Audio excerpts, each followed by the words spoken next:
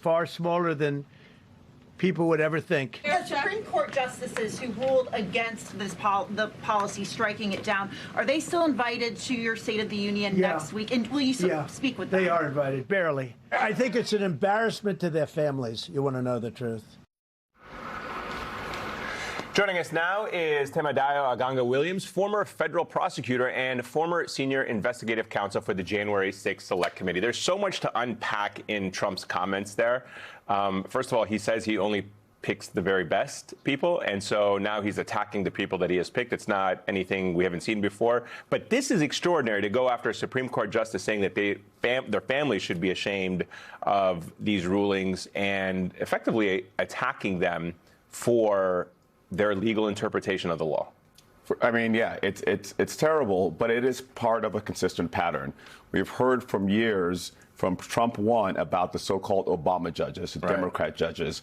Any judge rules against him, it's never about the jurisprudence, it's always about the person. And here I think what's stark is that he cannot hide behind who appointed them. These are folks that he appointed, that he picked, that he shook their hands and nominated them and has espoused how great they are. And even they came down against him. So he has to go down to attacking them personally, which I think is incredibly dangerous. Because it's one thing to say a judge got it wrong. When you attack the person, you suggest that the way to rectify this is with that person. And in a world of political violence, I think we get closer and closer to teaching the American people that what they have to do to rectify their needs is not go through institutions, but instead something far more dangerous. And I think that's a path we're down. Can I ask you, bigger picture, why these more conservative justices who went with the majority opinion, why you think they wanted to check Trump's power on the issue of tariffs, but have not necessarily wanted to check all the power that Trump continues to amass on a whole host of other issues? Why is something that I guess affects the business community, worth making this case on, but maybe other things they haven't really chosen to stand up for? Well, I would like to think that all judges think about is the law. But to the extent you're looking for a through line, I think the economic conservatism that a lot of justices on that side of the aisle or nominated by those kind of presidents have espoused previously, that's consistent here, I think, with reining in President Trump, and that this question is really kind of simple. It's a question of delegation of authority to Congress, and I think here what the Supreme Court did, yes, it feels like they're checking Trump, but it's actually not that dramatic of a decision.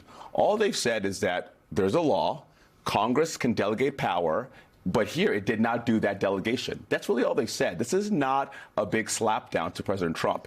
It's the response that he's had that makes us feel like they're checking him. And frankly, their inability to check him everywhere else is what makes this decision that isn't that impressive stand out at some kind of check. But it's not. It's just the one time we've seen really the justices stand up to him. I think that's why it's so remarkable. I thought what was also remarkable about this was Gorsuch's concurrence, where you said that it wasn't like a slapdown to Trump, but it feels like there was a little bit of a slapdown to Congress in Gorsuch's remarks, or in his concurring decision.